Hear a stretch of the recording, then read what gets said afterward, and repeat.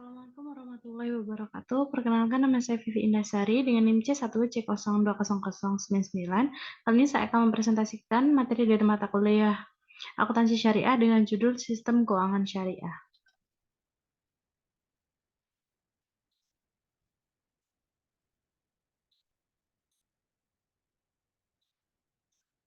Konsep memelihara harta kekayaan. Memelihara harta kekayaan bertujuan agar harta yang dimiliki oleh manusia diperoleh dan digunakan sesuai dengan syariah sehingga harta yang dimiliki halal dan sesuai dengan keinginan pemilik mutlak dari kekayaan tersebut yaitu Allah Subhanahu wa taala. Anjuran bekerja atau berniaga. Islam menganjurkan manusia untuk bekerja atau berniaga dalam menghindari kegiatan meminta-minta dalam mencari harta kekayaan. Manusia memerlukan harta kekayaan sebagai alat untuk memenuhi kebutuhan hidup sehari-hari, termasuk untuk memenuhi sebagian perintah Allah Subhanahu wa taala seperti infak, zakat, haji, perang atau jihad dan sebagainya.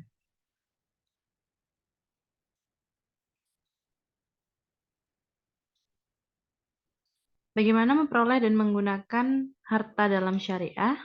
Memperoleh harta. Sebagai kitab yang bersifat global, Al-Quran tidak menentukan jenis profesi seseorang untuk memperoleh harta. Namun demikian, bukan berarti Al-Quran membuka peluang bagi manusia untuk menempuh semua cara, tanpa mempertimbangkan aspek-aspek kemanusiaan maupun aspek-aspek lainnya yang dapat memindahkan hak orang lain menjadi haknya dengan cara yang tidak wajar. Karena itu, Al-Quran memberikan ajaran yang umum dalam beberapa ayat tentang cara memperoleh harta seperti dalam surat An-Nisa ayat 29. Hai orang-orang yang beriman, janganlah kamu saling memakan harta sesamamu dengan jalan yang batil, kecuali dengan jalan perniagaan yang berlaku dengan suka sama suka di antara kamu. Dan janganlah kamu membunuh dirimu, sesungguhnya Allah adalah Maha Penyayang kepadamu. Menggunakan harta.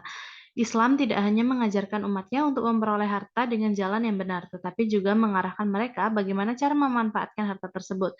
Salah satu ajaran mendasar dalam masalah pemanfaatan harta ini adalah ajaran Al-Quran yang membelanjakan harta kepada hal-hal yang mendukung tegaknya Islam serta sendi-sendi kehidupan dalam masyarakat.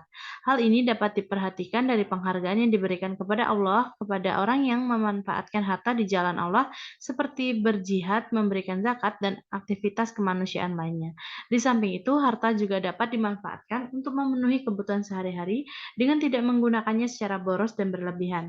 Lebih jauh, pemanfaatan harta harus memperhatikan aspek-aspek sosial kemasyarakatan seperti membantu pendanaan aktivitas-aktivitas yang dibutuhkan orang banyak serta membangun tempat-tempat ibadah, tempat pengajian, dan sebagainya.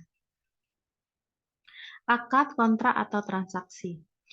Pengertian transaksi menurut Islam dan sumber lainnya secara umum, transaksi dapat diartikan sebagai kejadian ekonomi atau keuangan yang melibatkan paling tidak dua pihak, seseorang dengan seseorang atau beberapa orang lainnya, yang saling melakukan pertukaran, melibatkan diri dalam perserikatan usaha, pinjam-meminjam atas dasar sama-sama suka, ataupun atas dasar suatu ketetapan hukum atau syariah yang berlaku. Dalam sistem ekonomi yang paradigma Islam, transaksi harus dilandasi oleh aturan hukum-hukum Islam atau syariah. Karena transaksi adalah manifestasi amal manusia yang bernilai ibadah di hadapan Allah, yang dapat dikategorikan menjadi dua transaksi, yaitu transaksi halal dan haram. Akad adalah kesepakatan dua belah pihak atau lebih yang menimbulkan kewajiban hukum yang konsekuensi hak dan kewajiban yang mengikat pihak-pihak yang terkait langsung maupun tidak langsung dalam kesepakatan tersebut. Akad yang sudah terjadi atau disepakati harus dipenuhi dan tidak boleh diingkari. Konsep akad dalam transaksi syariah kegiatan usaha pada hakikatnya adalah kumpulan transaksi-transaksi ekonomi yang mengikuti suatu tatanan tertentu.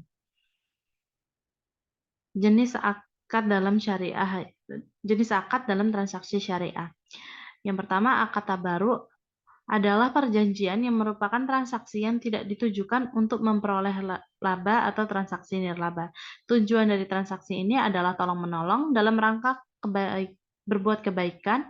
Tabaruk berasal dari kata bir dalam bahasa Arab yang artinya kebaikan. Ada 3 bentuk akad tabaruk. Yang pertama itu meminjamkan uang, yang kedua meminjamkan jasa, dan yang ketiga memberikan sesuatu. Yang kedua, akad tijarah. Akad tijarah merupakan akad yang ditujukan untuk memperoleh keuntungan. Dari sisi kepastian hasil yang diperoleh, akad tijarah dapat dibagi menjadi dua. Yang pertama, natural Uncertainty content yaitu merupakan kontrak yang ditujukan dari teori pencampuran di mana pihak yang bertransaksi saling mencampurkan aset yang mereka miliki menjadi satu, kemudian menanggung resiko bersama-sama untuk mendapatkan keuntungan. Yang kedua, natural certainty contract, yang merupakan kontrak yang diturunkan dari teori pertukaran, di mana kedua belah pihak saling mempertukarkan aset yang dimilikinya, sehingga objek pertukarannya pun harus ditetapkan di awal akad dengan pasti tentang jumlah, mutu, harga, dan waktu penyerahan.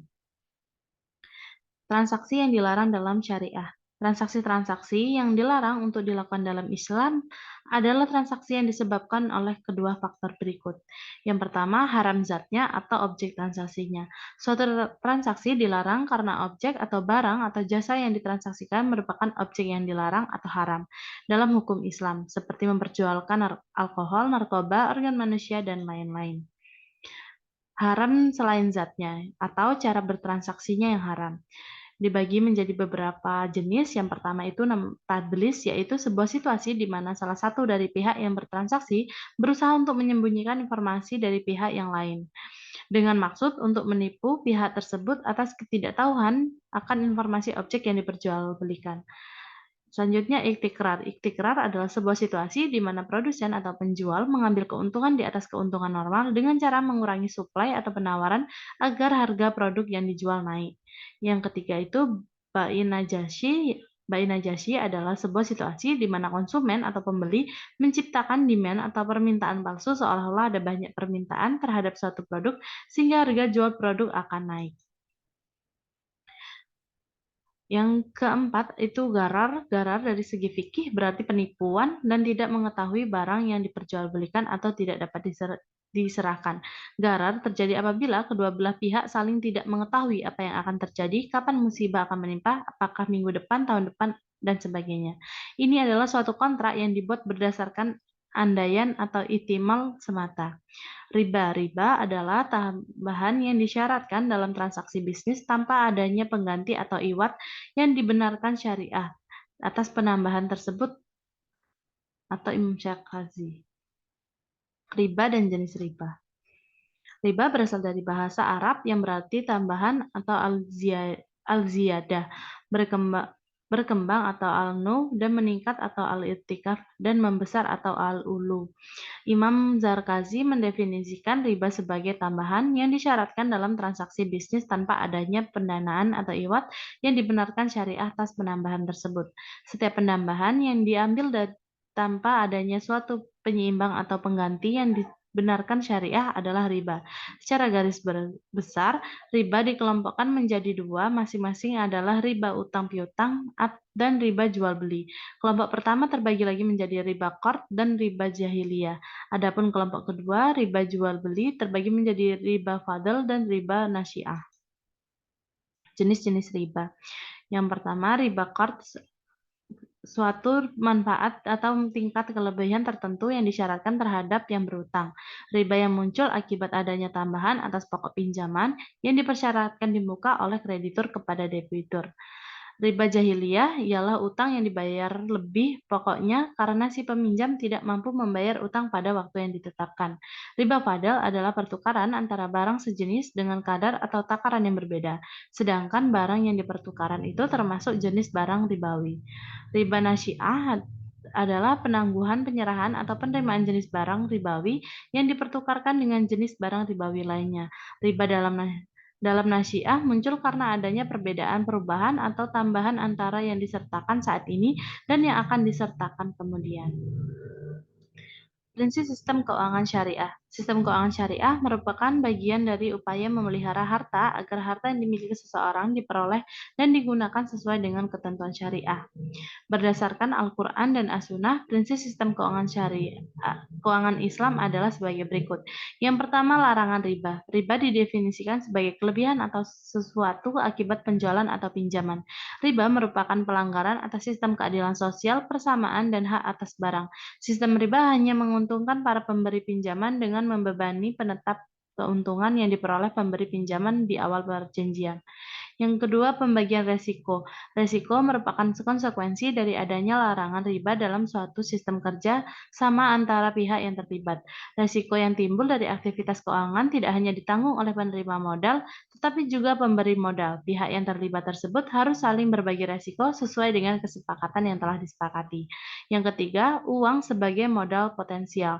Dalam Islam, uang tidak diperbolehkan apabila dianggap sebagai komoditas, yaitu uang dipandang memiliki kedudukan yang sama dengan barang yang dijadikan sebagai objek transaksi untuk memperoleh keuntungan. Sistem keuangan Islam memandang uang boleh dianggap sebagai modal, yaitu uang bersifat produktif, dapat menghasilkan barang atau jasa bersamaan dengan sumber daya lain untuk memperoleh keuntungan. Yang keempat, larangan spekulatif. Hal ini selaras dengan larangan transaksi yang memiliki tingkat ketidakpastian yang tinggi, misalnya seperti judi. Yang kelima, kontrak atau perjanjian. Dengan adanya perjanjian yang disepakati di awal oleh pihak-pihak yang terlibat dalam mengurangi resiko atas informasi yang asimetri atau timbulnya moral hazard. Yang keenam, aktivitas usaha harus sesuai syariah. Usaha yang dilakukan merupakan kegiatan yang diperoleh menurut syariah, seperti tidak melakukan jual beli minuman keras atau mendirikan usaha peternakan babi. Berbagai jenis instrumen keuangan Islam. Dalam ekonomi syariah, instrumen keuangan primer meliputi mudharabah, musyarakah, murabahah, salam, istihna, ijarah mutahiyanah, bitamlik, wadiah, qard, qardalu hasan, syaf, wakalah, kafalah, serta hiwalah. Selain itu, ada instrumen keuangan primer paralel pada istisna, ijarah, dan salam. Instrumen keuangan sekunder digunakan dalam bentuk pasar modal pada lembaga keuangan. Dalam ekonomi syariah, instrumen sekunder meliputi dana mudharabah, saham biasa perusahaan, obligasi muqarodah, obligasi bagi hasil, dan saham preferen. Sekian presentasi dari saya. Jika ada kesalahan dan kekurangan, saya mohon maaf. Wassalamualaikum warahmatullahi wabarakatuh.